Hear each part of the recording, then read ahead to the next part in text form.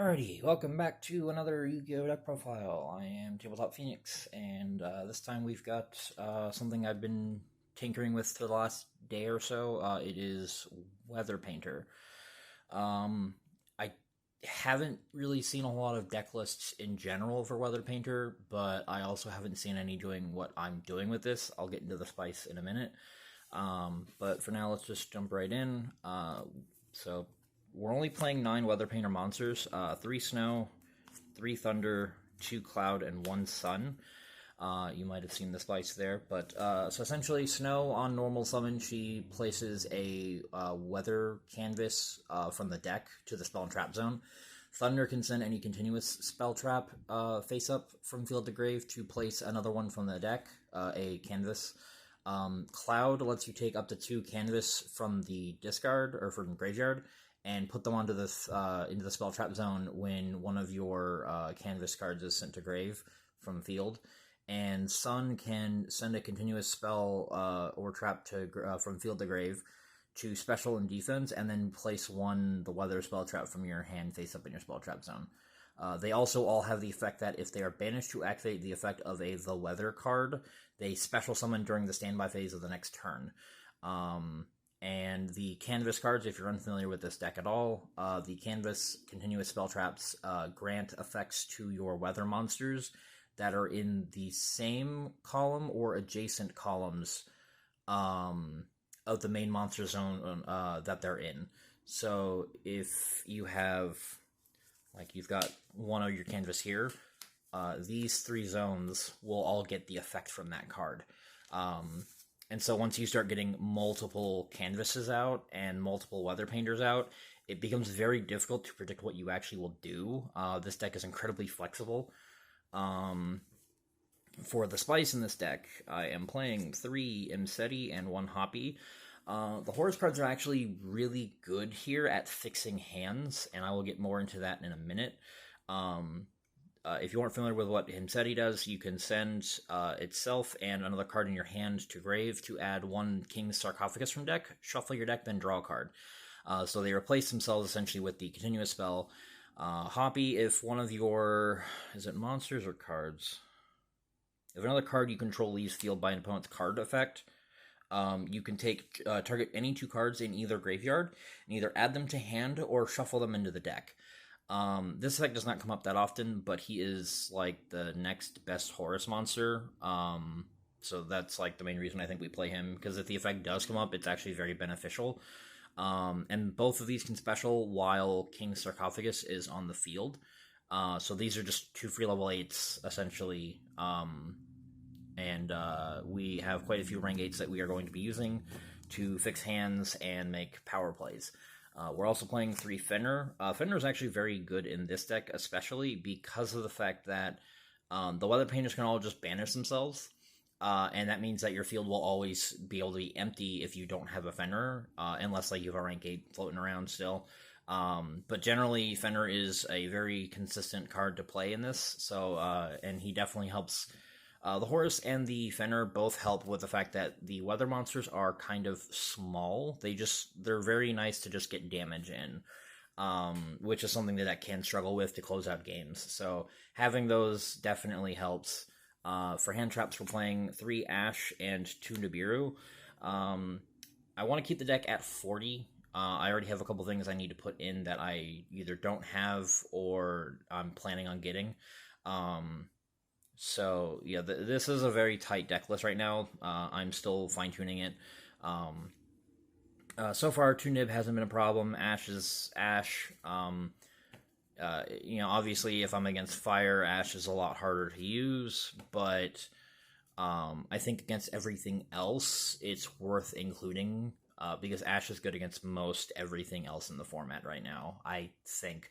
Obviously, this format's pretty new. We just had the ban list go into effect on Monday, I believe, and we haven't really had any major tournament results yet. That'll probably happen tomorrow. So that's also kind of the other thing is as tournament results come out and as Legacy Destruction comes out, the format will definitely be changing a lot, and so that's why I'm showing this off now, is just to kind of have it recorded so I know where the deck was and sort of what changes as I go on. For spells, we've got 3 Snowy Canvas. The effect this grants is you banish this card, quick effect, add 1 the weather card from your deck to your hand. Also, you can't add cards from your deck to your hand for the rest of the turn except by drawing them. So basically this lets any of our weather monsters tag out at any point, and we can just get a search. This does cause some sequencing issues with some of the other things. Like if we use this and then we get a Fenrir later on, we can't search with Fenrir. Just like we have to use Imseti before using this, or we can't use the effect to add King Sark. So we do need to be careful with these, but they are like the best sort of consistency enabler with Weather Paint or Snow. We play 3 Prosperity. The extra deck's not super important. I have a few things that I go into like every game, but most of the extra deck is just kind of whatever tech cards, flavors, etc. you want. Like I am considering Super Poly with the new Ash Infusion for Snake Eye, just fuse away 2 Pyros.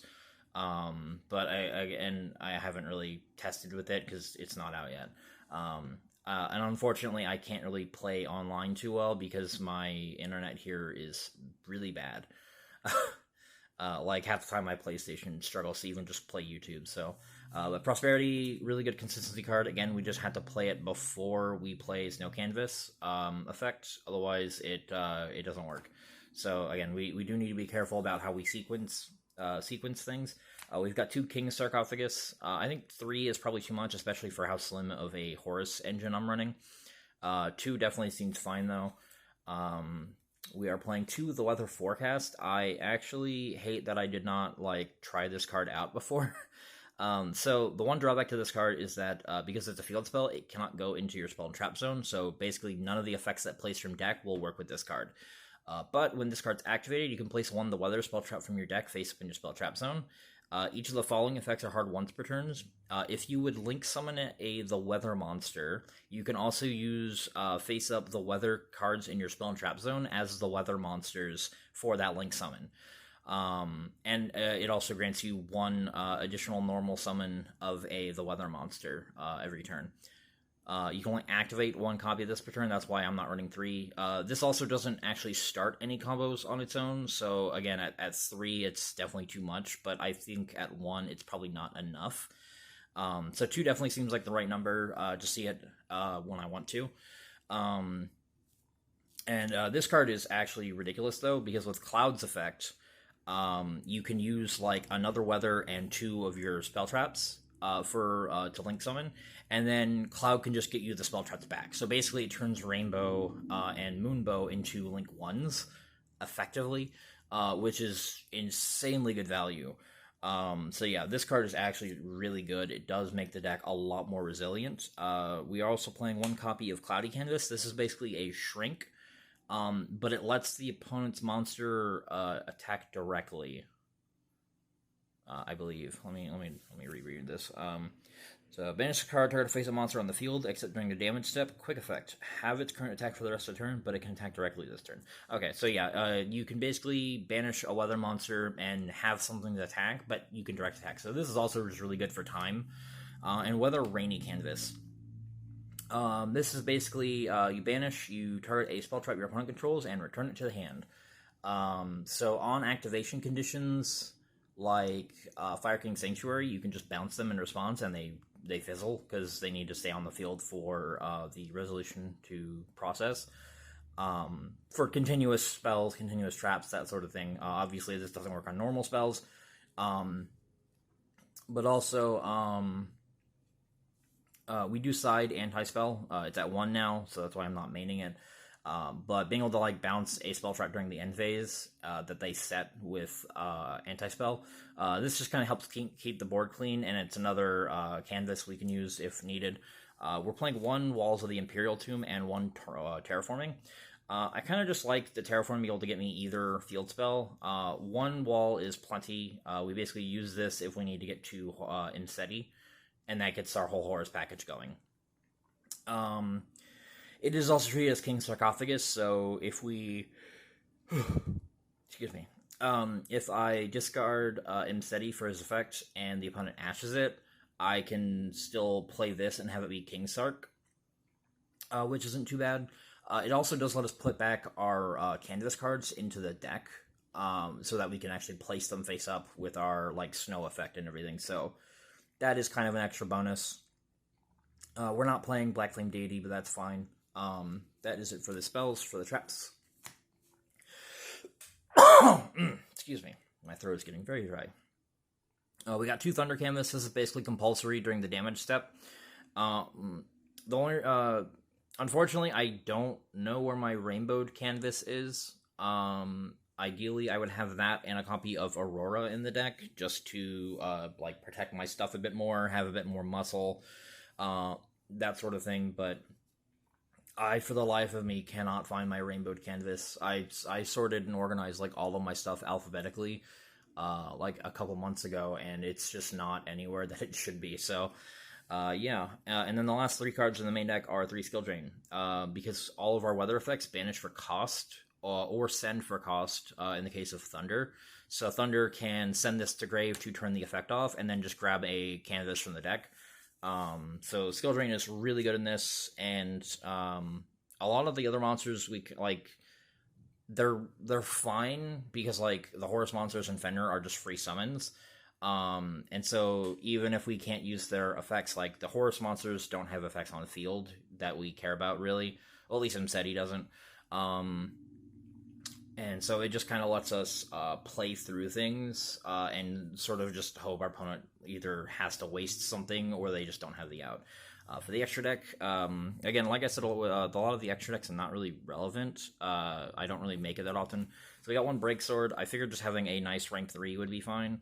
Breaksword was like the best thing I could think of. Livier doesn't really seem all that relevant because we can summon everything back anyway. So Breaksword just having some nice removal, and again also synergizes with Cloud. We can pop a canvas, and then we can just get 2 canvases back, so we go +1, or we go +2 on that, actually, if we can get 2 off of Cloud. But usually I end up banishing this for Prosperity. I don't think it comes up that often. We got a bunch of generic rank 8s, like Xenophons to lock the graveyard, Dingirsu for protection, and is it non-targeting? Yeah, non-targeting, non-destruction removal, which is always good. Number 1, Infection Buzz King for a bunch of different things, including this potential win con in time, because we can pop a monster and deal damage equal to half its attack. We got Titanic Galaxy, and actually, surprisingly, the MVP is Zombie Vampire. A lot of times where I open the Horus stuff, I'll have, like, either, I won't have, like, weather monsters. So being able to mill 4 and then summon one of the weathers that I milled is actually, like, hugely important. He's definitely fixed a lot of my hands and just, like, gave me a perfect setup. Or he gives me, like, a second weather monster without my normal, so then I can just keep going, essentially. We're also playing a copy of Typhon Sky Crisis, just because good utility Ixies. We've got 2 Zeus, again, mostly for, we can banish 1 off Prosperity if we need to. I don't know that the second actually will come up. Usually I'm either making Vampire or Hope Harbinger, and then, like, I'm closing out the game on the next turn. So usually Zeus doesn't come up, but, you know, it will come up, I'm sure. We've got the IP Masquerena, the SP Little Knight. These are just utility links. They could be probably anything. We have a lot of different attributes, so you could play, like, Fire Charmer, Water Charmer, and, like, Nightmare Unicorn, if, like, Little Knight's out of reach. There's a lot of budget options for this deck. You know, it's just, I had the Little Knight, I'm going to play the Little Knight, you know? And then we've got 2 Moonbow and 2 Rainbow. So Moonbow, if she's linked summon, you can special 1 of your banish the weather monsters. If this linked summon card is destroyed, you can special summon 1 the Weather Painter Rainbow from your extra deck. The weather effect monsters this card points to gain the following effect. Quick effect, banish this card, then target 1 monster your opponent controls, banish it until the standby phase of the next turn. So basically, she turns all of our weather monsters that she points to into Farfa, essentially, which is really strong. Like, you know, if we can just keep our opponents off of getting Snake Eye monsters, then they just get nothing. Rainbow, meanwhile, when your opponent would special summon a monster or monsters, quick effect, you can send this link summon card to the grave and negate the summon, and if you destroy that monster or monsters. Then she's got the same special from Banish effect the other weather monsters have. And then the weather monster she points to gain the following effect: when a card or effect is activated, quick effect, banish this card, negate the activation, and if you do, destroy that card. So she turns all of her weather monsters into Solemn Scolding, that she points to anyway. So being able to, like, again, make her off of, like, one material effectively with Cloud is, like, insanely good value. A lot of times I am ending turn one with, like, Zombie Vampire, maybe a Fenrir, 2 canvases, Rainbow, and 2 monsters pointing to her. So, yeah, she's really good. Moonbow sometimes is better, but being able to float into Rainbow is also just kind of a nice synergy. Usually on, like, banishing one of each, or at least one of these off of Prosperity, because we don't really make both of them. It's just kind of there just in case. So yeah, that is the extra deck. It's not, like, I have considered putting in, instead of the rank 3, putting in Divine Dragon Knight Felgrand as just another rank 8 utility card. But so far, I haven't really tested enough to know for certain if I want to do that. Just having, like, a monster negate as a rank 8 body seems like it'd be good, though. Plus, it also is protection. So for side deck, currently we are running 2 Pankratops, 3 Cosmic Cyclone. Just sort of generic spot removal. Again, our field's usually pretty empty, or we can empty it on command, so Pankratops should be pretty easy to summon, especially going second. Unlike Fenrir, he's not good going first, so that's why he's only in the side deck. Cosmic is just kind of good removal right now. I am borrowing 3 Power Filter from a friend. This basically stops the opponent from special summoning any of the level 1 Snake Eye monsters, and that is kind of funny. It also is probably good against other matchups, like it does stop Jet Synchron from special summoning as well. I don't know if he's relevant anymore, because Baron and Savage both got banned, but in case he is... excuse me. Also, it is a continuous spell, so we can, worst case scenario, we can shut this off whenever we feel like, with Thunder, and then just get another canvas card. We're also playing 3 Deck Lockdown. Oh, there's Spell Fragrance.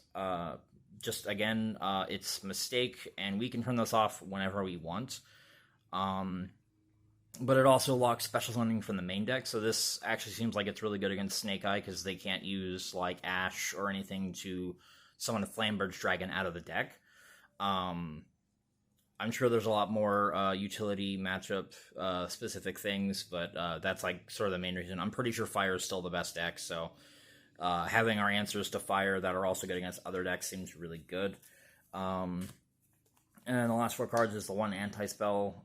Again, we can just place stuff face up. We don't need to activate, so this...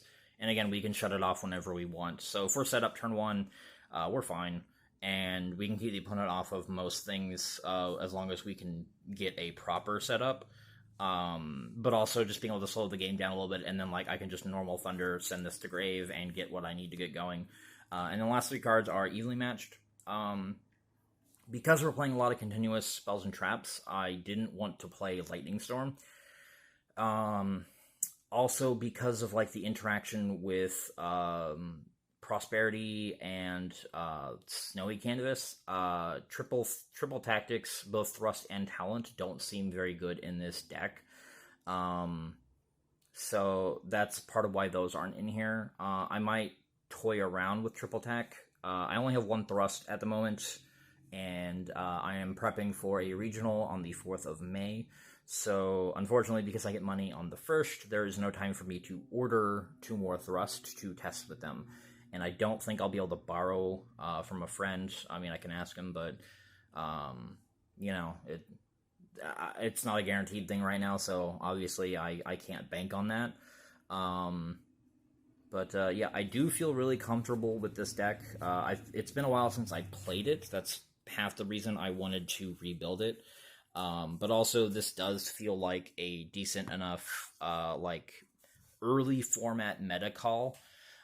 Since I do have a lot of, like, natural outs to a lot of popular things, I do need to look into the Tenpai matchup. I'm not sure how that deck works just yet. I need to go read all the cards again and, like, actually play around with it. I expect a lot of that as well. If there was, like, a fire version of Poisonous Winds, where fire monsters couldn't be special, that would be in here for sure. But unfortunately, we don't have such a card. Um, yeah, that is currently my list. It's definitely not done. It'll probably change at least a little bit by the time that the regional rolls around. I will do a deck profile post regional, probably on Sunday or Monday after. So that'd be in. It's the 19th today, 26th, 3. So, like, a little over 3 weeks as of the time of this recording, anyway. Yeah, if you guys are interested in that, I might also try and. I don't think I can record in the venue, but I might at least try and get some pictures, show off, because it's in Seattle, so like if you've been to Seattle, you know what it's like, probably. But yeah, that is going to do it for this. I am definitely open to feedback and suggestion on this, because there's not a whole lot of actual lists floating around that are actually from like tournament topping results. So it's really hard to get a gauge on what is and is not good for this deck, competitively speaking. Like, I still have Macro, Cosmos, and D-Fissure I can consider. Like, there's a lot of continuous spell trap floodgates that I can consider running in this deck that do not bother me. Like, the only reason I'm mainly not considering Macro and D-Fissure is they fuck with the Imseti Horus package, but if that's already turned on, like, if I've already got them going, then it doesn't, and I can turn it off whenever, essentially. Although, Macro, I actually don't think I can turn off, because I have to send a Grievous Cost. So that would be a problem. I could try Dimension Ground or Dimension Shifter instead, since they are not permanent banish effects. But again, it's just weird. Space is tight.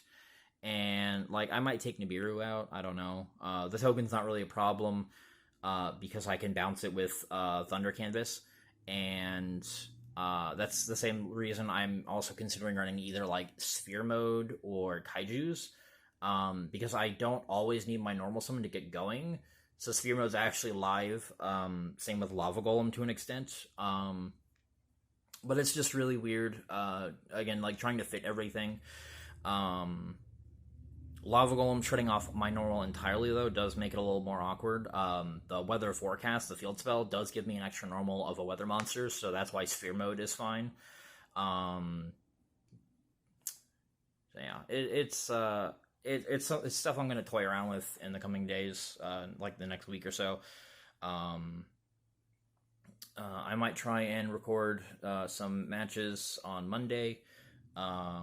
If people are actually doing Yu-Gi-Oh on Monday, I don't know. A lot of people have mainly been playing Pokemon right now. So it's just whatever. There probably will be some more Pokemon stuff, but I'm mostly just fine-tuning my Ancient deck, and I don't really have a whole lot of other decks I can actually build right now, because I don't want to take my Ancient deck apart. So yeah, I don't really have a whole lot on the Pokemon side of things right now. Yeah, I think that's gonna do it. Excuse me. So yeah, let me know your thoughts on this. Am I fucking crazy? Am I onto something? If you have any suggestions, definitely let me know. I'll try them out if they seem reasonable enough. And I hope to see y'all in the next video. Have a wonderful day. Bye-bye.